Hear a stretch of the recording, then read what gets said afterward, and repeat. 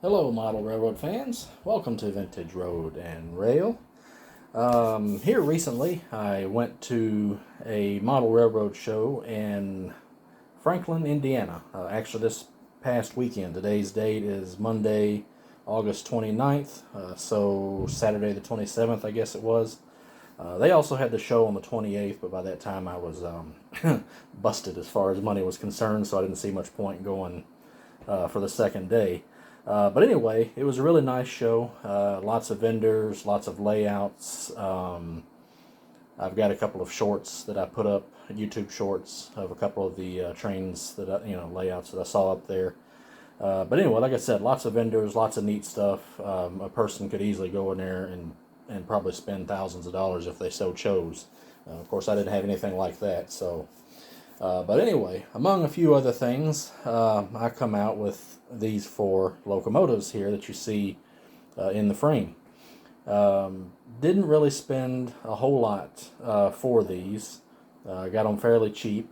But what I thought we would do is take a quick look at each one of them, and then we will put them on the track and see how they run.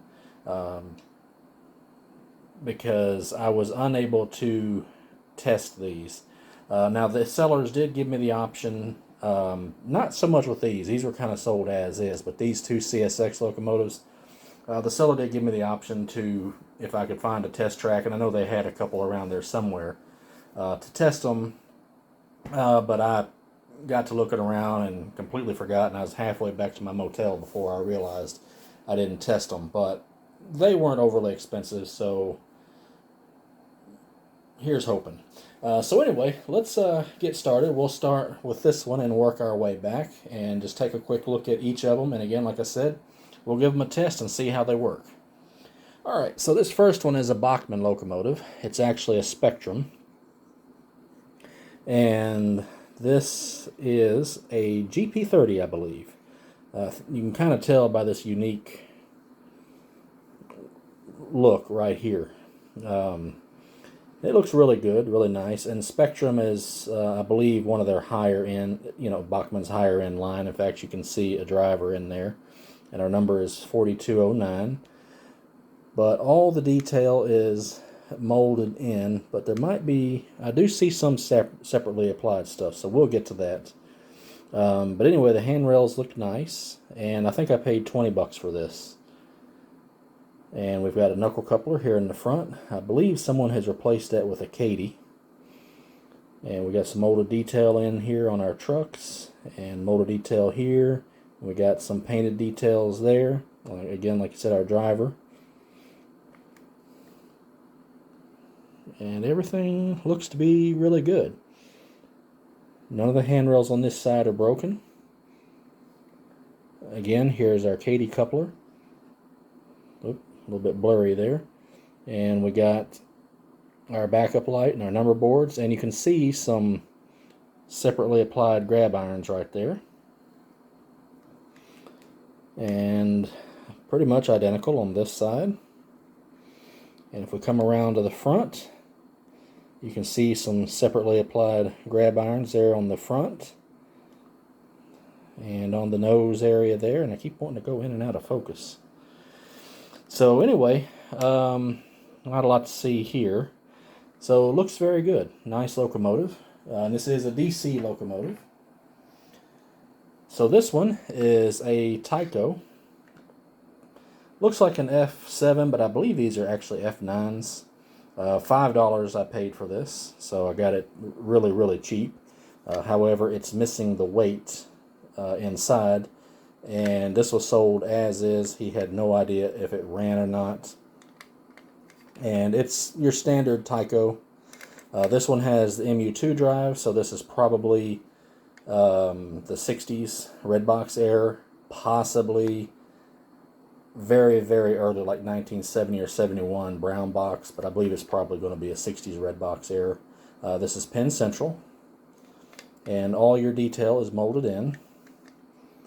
But it does have the horn hooks intact, which is good, because a lot of times those will be broken off.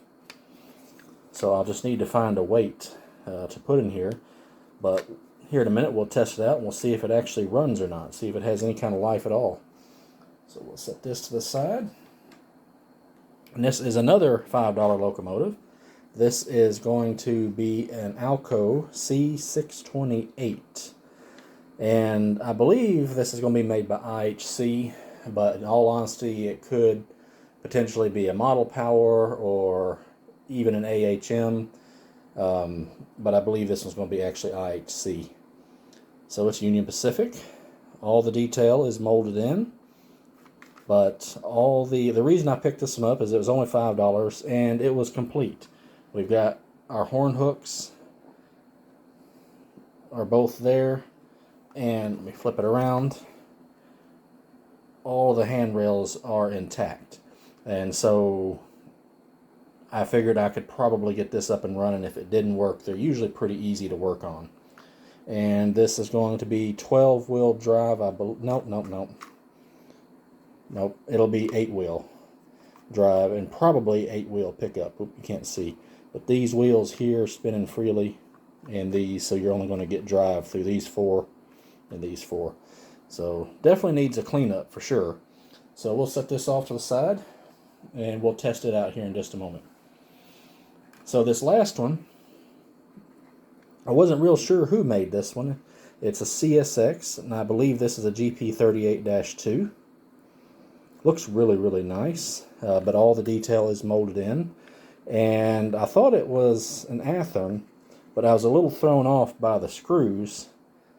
So I didn't know if maybe it might have been a Proto 2000 or something like that. But actually it is an Athearn, but it's a later ready-to-roll version. And I got this for, I want to say 15 bucks, something like that. Looks really nice. And for 15 bucks, when everything complete and for as clean as it looked, I thought it was worth the gamble. And then once I got to thinking about it a little bit later and realized it was an Athearn, that even if it didn't work, the odds of being able to get this up and running would be really good. So, alright. So that's just a walk around of those locomotives. So let me come off of the tripod. Set this off to the side here.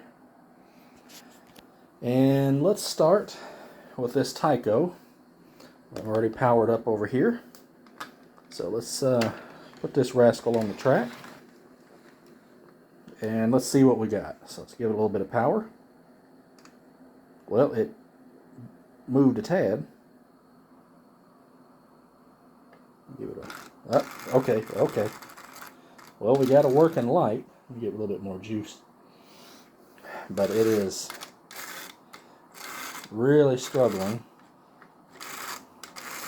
But it's getting power and it's trying. Just kind of have to scoot it along. So I would imagine give it a good cleanup and we could probably have this thing running. And just need to, like I said, find a weight for that. Alright, so since we have it sitting right here, let's try this Bachmann Spectrum. Well, I forgot to turn the power off, but it immediately started running.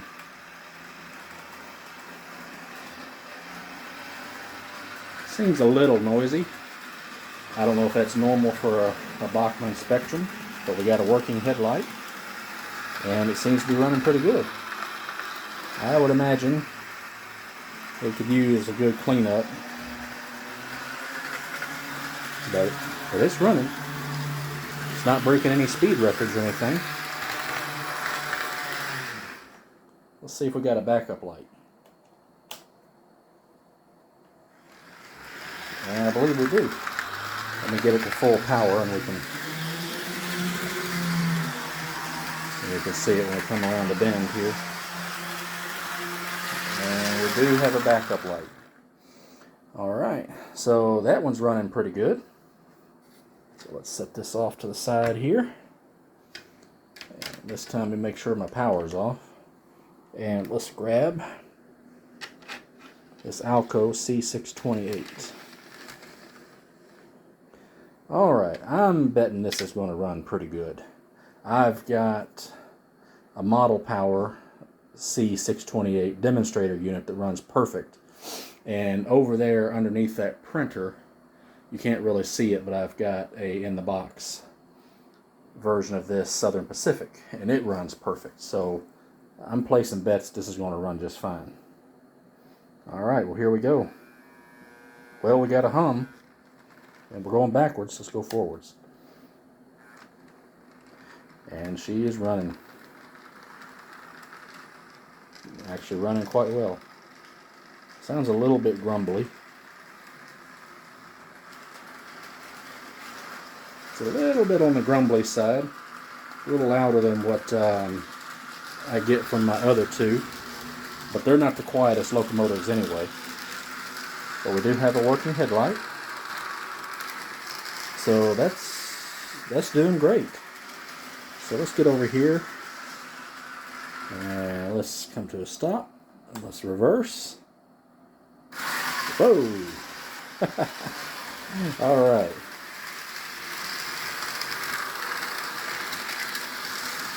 Oh, that's running really good. I believe she just needs a good cleanup and some fresh oil and grease on the gears and everything.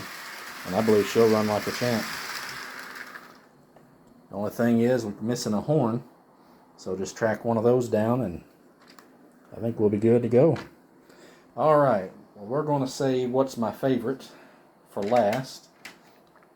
I'm a big fan of the GP38s and CSX is my railroad.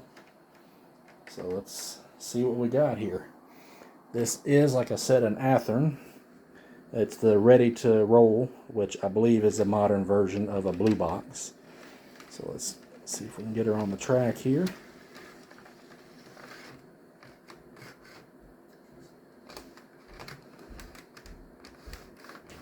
Are we on? I believe we're on. Excuse me. Alright, let's put it back and forward. And let's see what we got. Well, it's moving. And it stops. Whoa, whoa. What is that?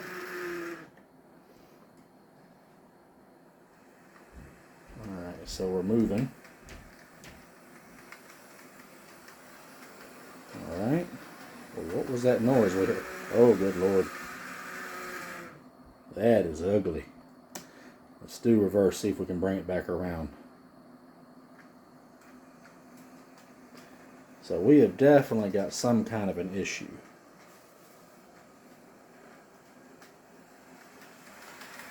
Yeah, hear that? Alright, let's turn that off. That's a god-awful sound right there. Alright, so that definitely needs to be taken apart and looked at. And there's a big bunch of Tyco reefers I got for a project, $2 each. Alright, well that's a look at these locomotives. We got our GP38-2 by Athearn. We got our GP30 by Bachmann, it's a Spectrum. We got our F9 by Tyco. And then we've got our Alco C628. I believe it's going to be by IHC, but like I said, there's a couple of the manufacturers it could be with. Alright, well that's a look at these 4 locomotives. All of these will probably be some kind of a project in the future when I can get around to them. But anyway, if you like taking a look at these locomotives and seeing them get tested out and see how they run, make sure and hit that like button, subscribe, hit the notification bell, and that way you'll be alerted as when I have another video up. Alright, well, until the next video, thanks for joining me. Happy model railroading, guys. Take care.